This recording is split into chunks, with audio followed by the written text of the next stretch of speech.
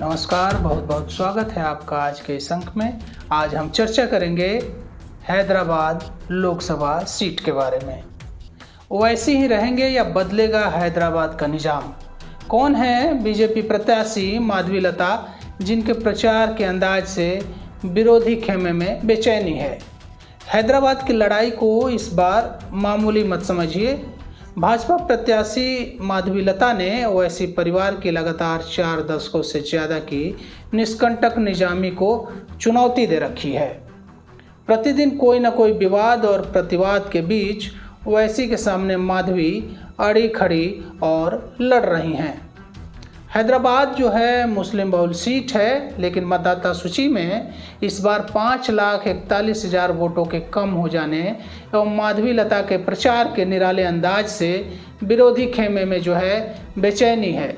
यहाँ के 20 लाख वोटर सांसद नहीं बल्कि मूसा नदी के तट पर बसे ऐतिहासिक शहर का भविष्य चुनने जा रहे हैं। संसदीय चुनाव के परिणाम के आधार पर तेलंगाना की राजनीति भी करवट ले सकती है।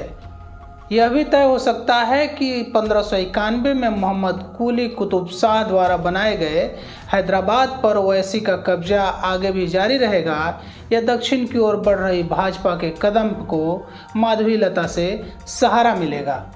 ओवैसी जीतते हैं तो सब कुछ यथावत रहेगा, किंतु अगर भाजपा की जीत होती है तो इस शहर की पहचान पुनर्व्याख्या तय है, भाग्यनगर या हैदराबाद। आज़ादी के बाद से हैदराबाद में लोकसभा के हुए कुल 17 चुनावों में 10 बार ओवैसी परिवार की जीत हुई है। सिर्फ 7 बार ही अन्य को मौका मिला है। कांग्रेस को अंतिम जीत 1980 में मिली थी। 1984 में असदुद्दीन के पिता सलाउद्दीन ओवैसी ने पहली बार कांग्रेस की जीत के सिलसिले पर ब्रेक लगाया था।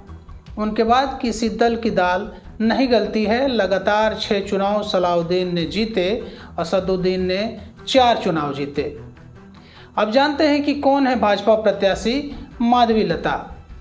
साल 2024 में भी यदि परिणाम नहीं बदला तो यह उनकी लगातार 5वीं जीत होगी। पिछले 2 चुनाव से भाजपा दमदारी से लड़ रही है, मगर हार का अंतर कम नहीं कर पा रही है। इस बार उम्मीद के साथ माधवी को उतारा गया है। चेहरा नया है लेकिन पहचान पुरानी। माधवी प्रखर हिंदू नेता के साथ सामाजिक कार्यकर्ता के रूप में जानी जाती हैं। गौशाला चलाती हैं। स्लम एरिया में, स्लम बस्तियों में मुस्लिम महिलाओं के सुख दुख में बनी रहती हैं। आर्थिक सहायता दिलाती हैं। सनातन की प्रखर वक्ता हैं। स्वास्थ्य के क्षेत्र में भी सक्रिय हैं। भाजपा ने ओवैसी के विरुद्ध सशक्त प्रत्याशी देकर विपक्ष के उन आरोपों को भी आईना दिखा दिया है जो AIMIM को भाजपा की बी टीम बताते हैं। माधवीलता खुद बताती हैं कि ओवैसी की पार्टी को अब कोई भी बी टीम नहीं कह सकता है, क्योंकि भाजपा ने मुझे बुलडोजर की ताकत देकर हैदराबाद में भेजा है। माधवी के दावे में मुस्लिम महिलाओं का दम भी नजर आता है, क्योंकि 3 तलाक जैसे मुद्दों पर काम करते हुए उन्हें गरीब मुस्लिम महिलाओं का साथ मिल रहा था। शहर का इतिहास कुतुबशाही और आसफ जाही की विरासतों से समृद्ध है। 1687 में मुगलों ने जब कब्जा कर लिया, किंतु 1948 में भारतीय संघ में शामिल होने के पहले तक यह राजधानी के रूप में विकसित होता रहा, फिर नई पहचान की दहलीज पर है। माधवी के समर्थकों को असम के मुख्यमंत्री हिमंता बिस्वा शर्मा की गारंटी के पूरा होने की प्रतीक्षा है। 5 महीने पहले तेलंगाना विधानसभा चुनाव के दौरान उन्होंने दावा किया था कि राज्य की सत्ता में आने पर 30 मिनट के अंदर हैदराबाद का नाम बदलकर भाग्यनगर कर दिया जाएगा। लंबे समय से ओवैसी परिवार के प्रभुत्व का पर्याय बने इस क्षेत्र में परिवर्तन के प्रयासों को मंजिल तक पहुंचाना आसान नहीं है।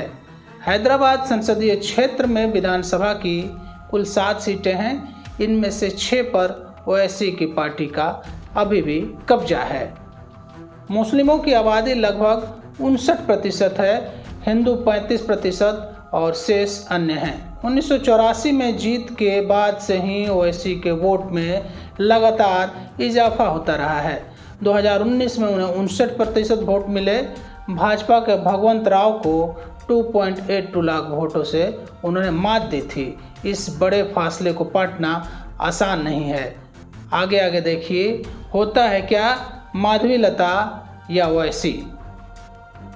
हैदराबाद की जनता किसे अपना आशीर्वाद देती है। हमसे जुड़ने के लिए बहुत बहुत धन्यवाद। आभार। नमस्कार।